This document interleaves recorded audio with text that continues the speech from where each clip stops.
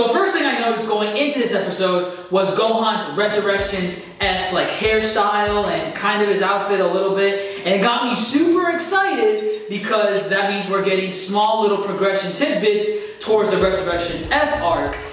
And then the rest of the episode happened. I'm going to be straight up front with you guys. The first half of this episode, I did not enjoy at all. There were small little tidbits, like I did find a laugh out of it, but first half of this episode, we could have done without completely. Starting off with Gohan turning into the Great Saiyaman. I'll be honest, I thought he left that shit back in the Buu Saga, and it turns out that he hasn't, and I mean, you all know what the Great Saiyaman is. I just want my badass Gohan, man. Where's my badass Gohan? And there was a really, like, kind of personal moment in this episode of Dragon Ball Super where Hercule is, like, explaining to, like, Videl and I think Chi-Chi that Pan is going to be, like, the next best martial artist in the world because of her Saiyan blood and Hercule's blood.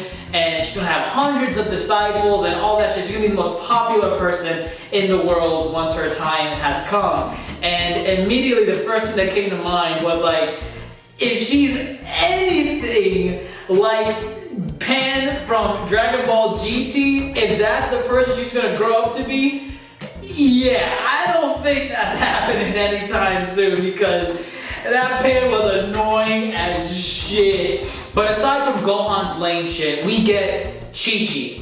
Chi-Chi being the bitch that she used to be back in the Cell games and prior to that. In that she was always stuck up with Gohan about never wanting to train, not being a martial artist, wanting him to be a scholar. And now she's doing the same shit with Pan. And it kind of had me conflicted in the way that I thought Chi-Chi left that shit back in the Cell games. Because after the Cell games, she was all fine with Gohan and Goten training, going to the tournament, winning her some money. And she seemed really chill about it because it made sense that now that she's getting more older as time progresses, she doesn't want to be worked up and stressed over shit like that. It's like, oh, Gohan and Goten want to train, just let them do their shit, who cares? But then comes Pan, in that she wants her to do the girly things in life and not be a martial artist. And she makes this whole fucking scene with Gohan, Hercule, Videl that takes up a good 10 to 15 minutes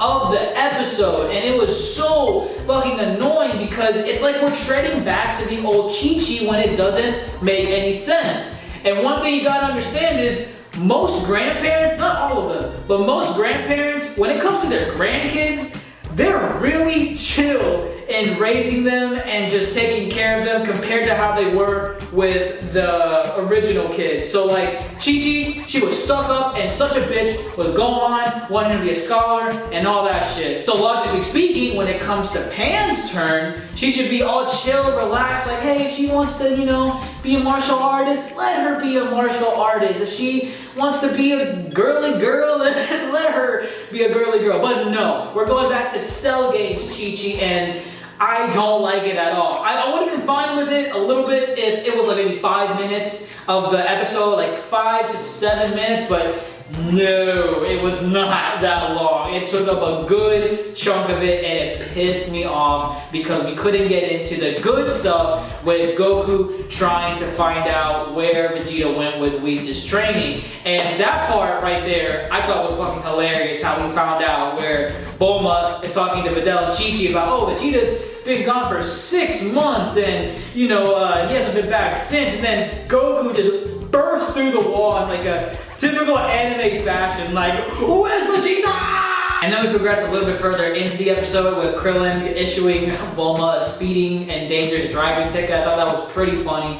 And I'm really glad that they kept the We Are theme song from One Piece as Krillin's ringtone. And the more like scenes I see like this, like with Gohan's like new look and Krillin's like speed chase and the We Are theme song, I like that we're making like small progression towards the Resurrection F stuff because I'm like, that's the next thing before we get into the new content in Dragon Ball Super. So the sooner we get Resurrection F coming, I mean, God, I'm gonna be off with Dragon Ball Super then. Then we got Goku, you know, being Goku with being impatient with Whis and trying to get him to take him to where Vegeta's at and training. With, mind you, Vegeta is 6 months ahead of Goku, which speaks a lot. It probably explains how in Resurrection F movie, like even though normally in the rest of Dragon Ball Z and most Dragon Ball Super, Goku is seen above Vegeta in terms of like power, speed, all that shit. But in Resurrection F, it didn't really seem like that. They seemed to be on like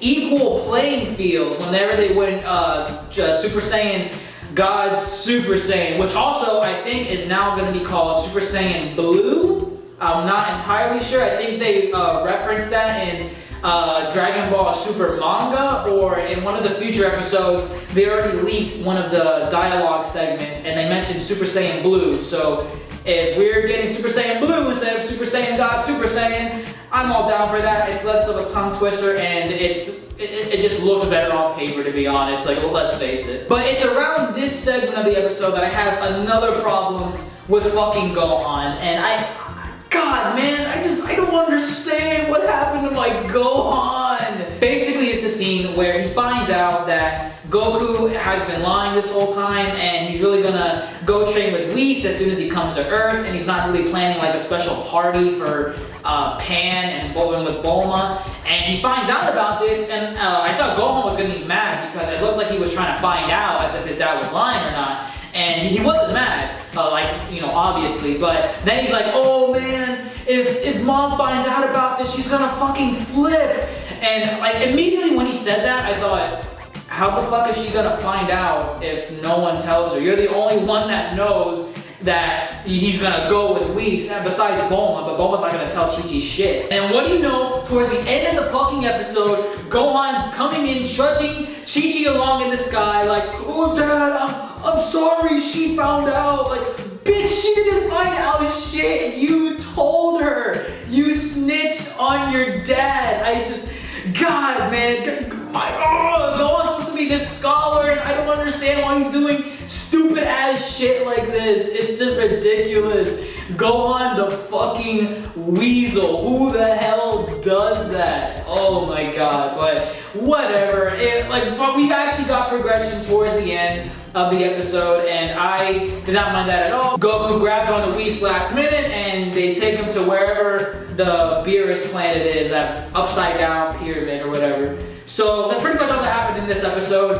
What I'm really looking forward to is the preview we got for episode 18 of Dragon Ball Super, and that we're finally gonna get into the training that Whis and Goku are getting into. And I'm really liking it because from what I can tell, it's looking a lot like small pointless shit, like scrubbing trees and like organizing like subatomic like molecules or stuff like that. And I like it because it's taking a piece from old school Dragon Ball, and that when Goku and Krillin were training with Master Roshi, they were doing pointless shit as well, or seemingly pointless shit, like delivering milk every morning and like relaxing in hammocks.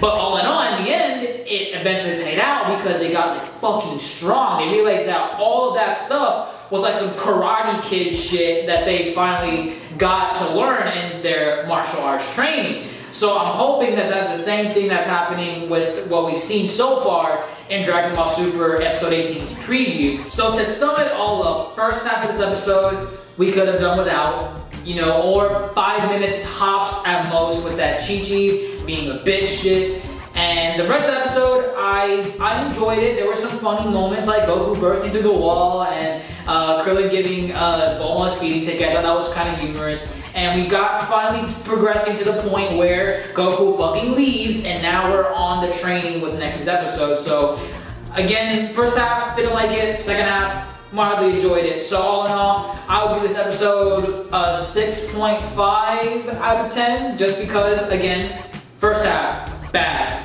Second half, okay, we're progressing a little bit. But let me know what you all think in the comments below. Did you enjoy this episode? Did you find it kind of weird that Chi-Chi is like regressing back to her Cell Games like bitch lifestyle? Because I I don't want it. No one wants it. And are you excited for next week's episode and finding out what exactly was Vegeta and Goku's training to become Super Saiyan God Blues or Super Saiyan God Super Saiyan? But yeah, that's all that I have for this video. If you could leave a thumbs up down below, I would really greatly appreciate it. If you haven't subscribed to my channel, well, there you go. You got an excuse right now. Do that and stay up to date with all my content. And I'm Mr. Ajax, folks. Stay beautiful.